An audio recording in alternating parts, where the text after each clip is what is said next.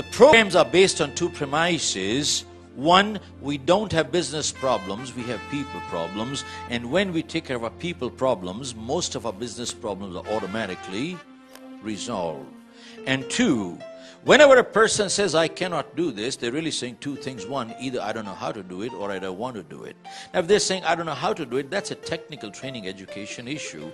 But if they're saying, I don't want to do it, they're really saying two things. One, either I don't care to do it, that's an attitude issue, or I feel strongly enough not to do it, that's a values issue.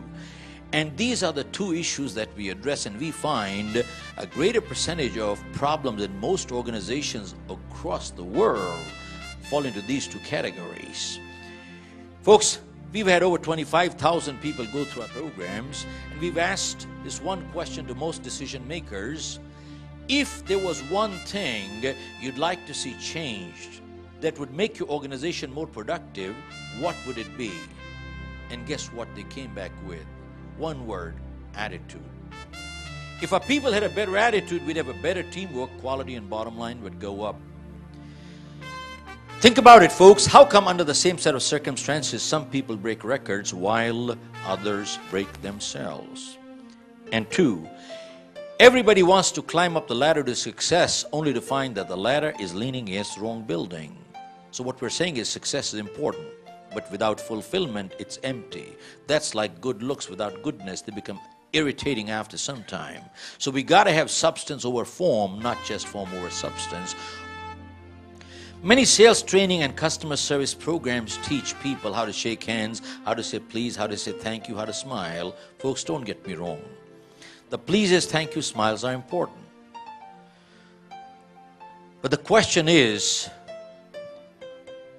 unless we have the desire to serve, how long can we keep a fake smile? And besides, people can see through people, can't they? And if the smile is not sincere, it's irritating, isn't it?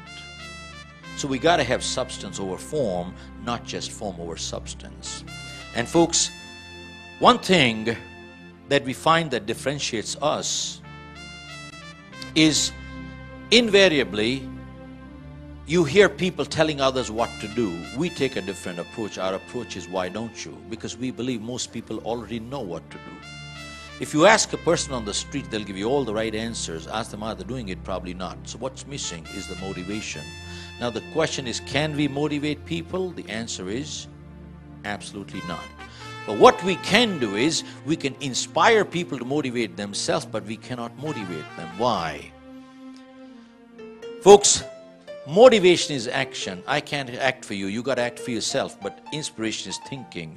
When thinking changes, it starts reflecting in behavior, doesn't it? Which is more lasting, more permanent, and that's what people are looking for, aren't they? But it raises two major questions. One, why do people get demotivated? And two, who or what motivates the motivator?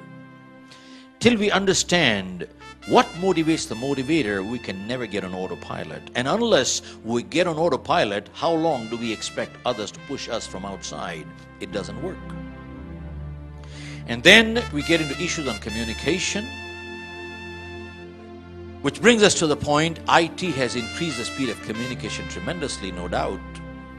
But unless people know how to and what to communicate, they'll only miscommunicate a lot faster, won't they?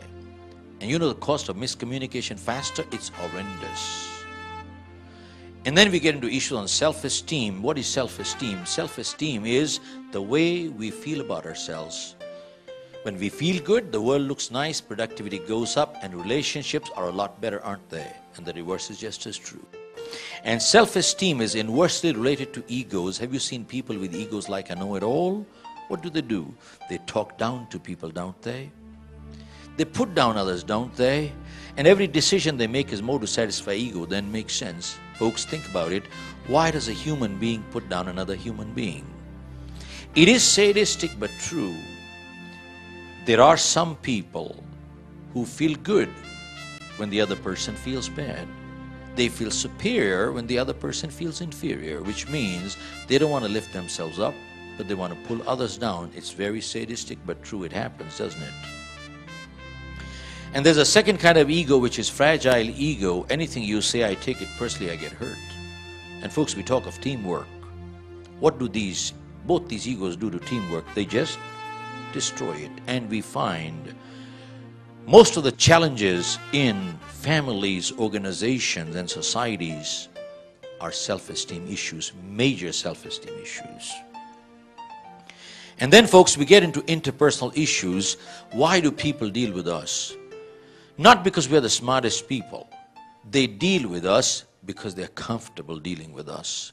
And what gives them the level of comfort? Folks, people don't care how much you know. They want to know how much you care. It is the X factor that connects us together. It is always the intangible, never the tangible. And the question is, how do you build that X factor? That's important. And then we get into goal setting. Folks, unless people have individual goals, how can they tie up with corporate goals? They cannot, can they?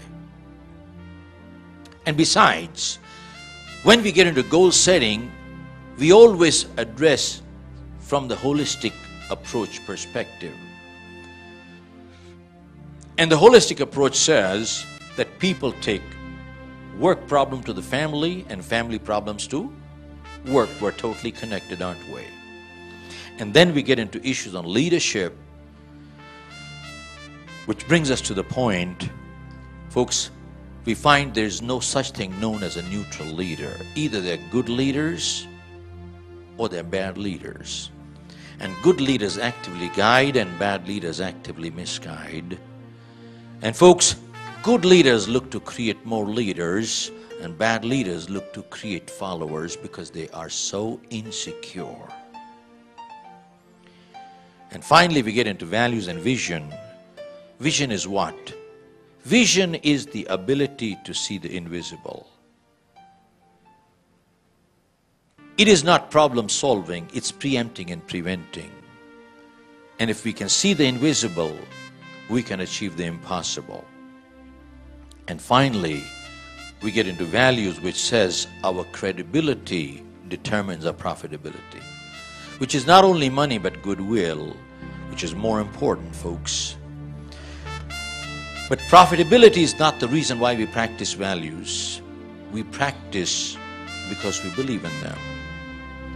Folks, if we practice values because of profitability, we're acting. Then we should go to Hollywood or Bollywood. We practice values not because of profitability, but because we believe in them. Which means there are things in life that we would do or not do, even if no one is watching, we would still not do it. And that is really what we're talking is character. There's a world of a difference between reputation and character.